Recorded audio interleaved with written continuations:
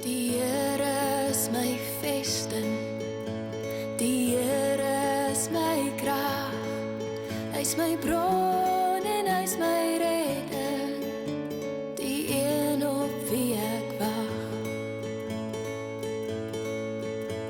Die Here is my voorspoed, hy sal vir my voorsien, soos 'n pa sorg vir sy kinders, gee hy meer as wat ek ooit sou kon verdien. Vooraf vanoggend om die woord met julle te deel, ek vertrou regtig die boodskap wat die Here my gegee het, is van toepassing op elkeen van ons se lewens, en dat wanneer ons werklik die keuse maak en ons lewens inrig volgens dit wat hy met ons deel, ons 'n verskil kan ervaar. Maar ek wil eers met julle 'n storie deel. So toe ek groot geword het, ek was eens ek het baie klein, maar as wat ek nou is, times have changed. So toe ek in my ouers se huis nog gebly het, hier toe ek in die laerskool rond was, het my ouers regtig baie van visvang gehou. So hulle was ligtegery boothengelaars het hulle self genoem, so hulle het nie vis gevang, hulle het gehengel, en die raad gaan sê, ek dink daar is 'n verskil, maar so hulle het van die boot af vis gevang, is eintlik maar wat hulle gedoen het. En soos dit maar is, as jy in jou ouer huis groot word, is jy neem deel aan die aktiwiteite wat jou ouers doen, en soms begin jy dit ook so 'n bietjie daarvan uit. So het ek toe nou saam met hulle gaan begin visvang, en op die boot, en al daai goedjies, en die ding waarop ek eintlik gefokus, is die ankers wat op die boot was.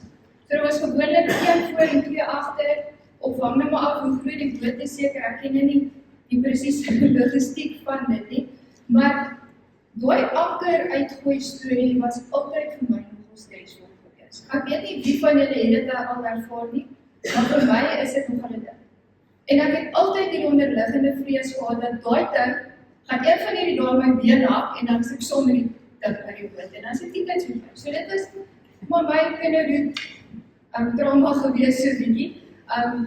Maar die anker het eintlik 'n baie belangrike doel gehad. Want die anker het die boot stilgehou. Ja, die golwe wat die bote wat Die golwe wat die bote gemaak het wat verbykom, het ook steeds die boot so bietjie so laat gaan, maar dit het nie die boot geskuif nie.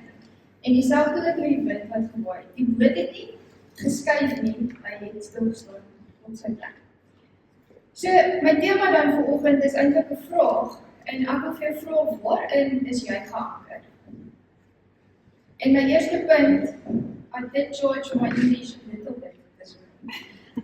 So my first point is, where do you put in your anchor? To be anchored in something means that you rely on that to keep you stable. When we went fishing, we had to throw out the anchors in order for the boat to stay at one place. And in the same way, we do this with our everyday lives also. 'n paar plekke waar ons dalk ons anker kan ingooi, is jy kan ook jou anker in 'n verhouding ingooi. En wanneer daai verhouding so 'n bietjie op 'n shaky plek is, dan voel jy minder stabiel. Or you can put your anchor in someone's mood. And if that person isn't in a good mood or is experiencing a bad day, you will be unstable.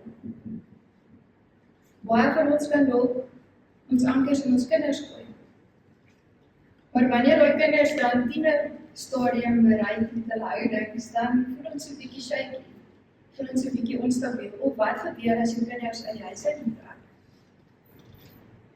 We can maybe put our anchor in good produce. And I know it is important and a lot can depend on that produce, but what if the produce isn't good? We can put our anchor in being included or in something or invited to something. And what if it aren't? Ons kan dalk ons anker in sport sit, maar wat is jou besering kry? And yes, we need to be invested into all of these things that I mentioned, but we can't put our anchor in those stuff because it's worldly things, and it will leave us unstable. So my tweede punt dan is geanker in hoop. Ek dink hierdie is nogal 'n baie maklike gedagte om net gou rond te gooi wanneer jy iemand vir jou vra, maar waar is jou anker? Is die Christianese antwoord gewoonlik om te sê, ja, ek's geanker in hoop. Dis mos 'n maklike go-to vir ons as Christen om te sê, nee, ek's geanker in hoop. Maar hoop en wat? Jy sê jy's geanker in hoop, maar hoop en wat? Want hoop, sonder dat dit vasgemaak is aan iets, is stabiel. Ons lees in Hebreërs 6 vers 19, lees ons dat hierdie hoop besit ons as 'n veilige vesting, 'n veilige en hierdie hoop besit ons as 'n veilige en onbeweeglike lewensanker, wat agter die voorhang so vas is. Hebrews 6:19. This hope is a strong and trustworthy anchor for our souls. It leads us through the curtain into God's inner sanctuary. So as ons anker vasmaak aan Jesus, wat gister en vandag en môre dieselfde is, sal die lewe ons nog steeds gooi met goed en ons sal nog steeds deur golwe gaan, maar ons sal nie ons stabiliteit verloor nie, omdat ons aan Jesus vas is, en Jesus bly altyd dieselfde. And maybe we should pull up our anchor and throw it to the other side. Maybe you are in a place today where you experience a lot of instability. But then I want to invite you today to check your anchor. Maybe we should try the other side and see, what if we truly believe God and we put our hope in it? What will He do? Because the important thing we need to realize is that which you place your anchor in will influence and make an impact on the legacy you leave for your children, grandchildren, and those around you. So ons hierdie gebeurtenis waarvan ons lees in Johannes 21 vers 3 tot 6. Dis welkom soms om dit te blaai.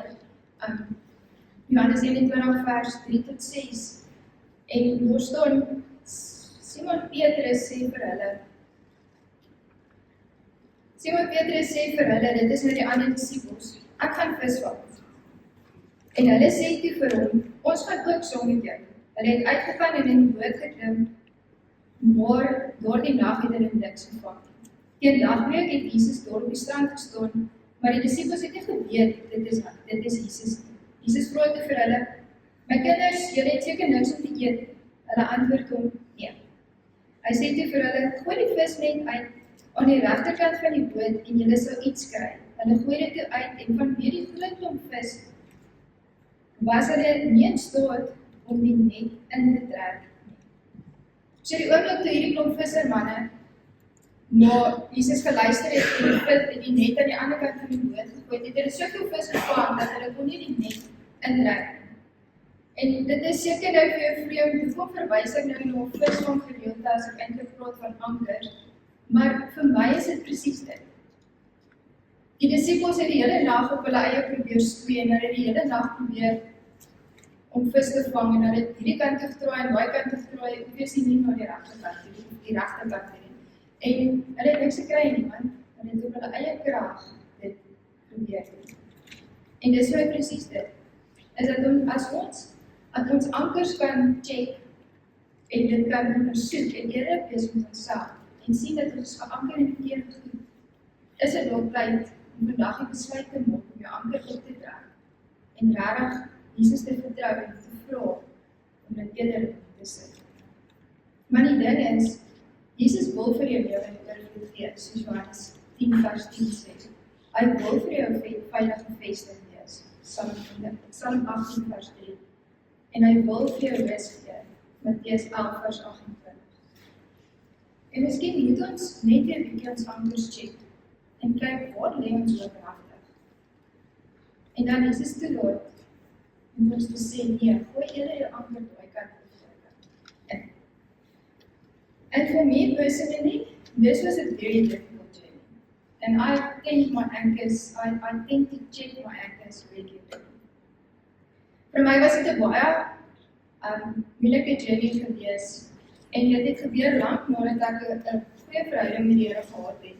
Het ek altyd, wanneer ek dalk nie uitgenooi word of iets te nie, of ek's nie included in iets nie, ek raak seer gemaak gevoel, en so op 'n manier offended gevoel, en dit vir my nou nie mooi nie.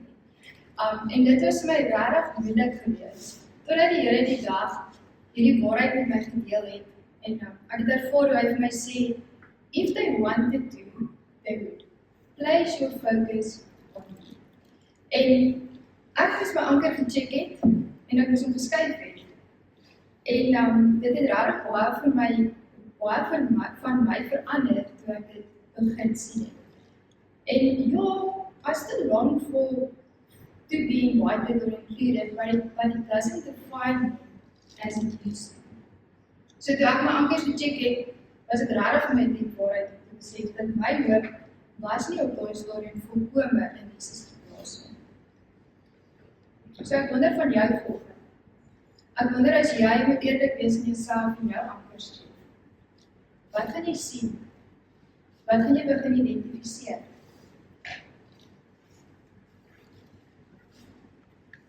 As jy jou ankers check, is jou anker dalk in die diagnose? Is jou anker dalk in die mense? Is jou anker dalk in die kinders, in die ekonomie, in die uitnodiging? Soveel verskillende plekke waar ons ankers kan insit. Vir jong mense is dit gewoonlik social media of hulle foon. Hulle kan soort van die asemhaal as hulle foon nie anders. En dis 'n misplaced anker wat hulle daar gesit het. So ek wil julle uitnooi om regtig julle ankers te check en dit aan die ander kant in te gooi waar Jesus is.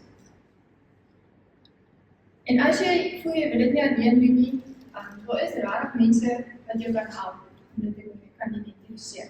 Nou kan altyd met my of met Ronson of is jy 'n koffie afspraak maak, nie 'n afspraak nie, gaan werk. So 'n koffie afspraak maak, en kom ons identifiseer dit. As jy regtig onstabiel voel of met bietjie anxious voel, kom ons ondersoek dit. En kom ons help jou om ook lewe en lewe oorvloed te ervaar. So when we fix the mix, we also need to check our anchors. Is there really faith, hope, and love? Or is it just a lot of instability and chaos? When we put our anchor in the steadfastness of who Jesus is, faith, hope, and love will be the fruit visible in our lives. Let's try to go after this one. Here, dankie dat U hart vir ons is, ons hoop in U is. Here, dankie dat wanneer ons dit doen, ons nooit teleurgesteld sal wees. Here, dankie dat U woord sê dat U vir ons lewe en lewe oorvloed wil gee. Here, dankie dat daar so baie is wat ons in U kan kan. So ek was sommer net terwyl julle so sit, wil ek julle vra om dalk net vir julle self te identifiseer, waar is jou ankers? Waar is dit waar jy jou hoop misplaas het? Here, dankie dat U vir elkeen van ons wys. Here, en dalk is daar van ons wat regtig erg ons hoop in U gesit het. Here, dankie dat U. Nou maar ek was sommer net nou kom en ek wil vra Here dat U vir ons sal identifiseer wat dit is wat tussen ons en U probeer sien. Is dit dalk ons wat ons ankers op die verkeerde plek ingegooi het en daarin vashou? Here, kom bedien net elkeen se hart in hierdie oomblik. Heilige Gees, dankie dat U in staat is om dit te kan.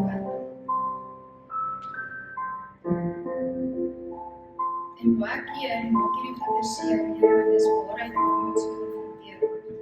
Maar U sê ook dat die waarheid jou sal vrymaak.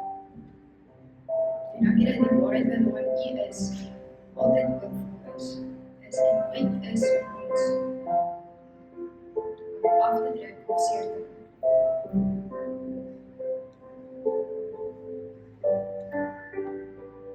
Dankie Here dat ons U waarheid kan hoor.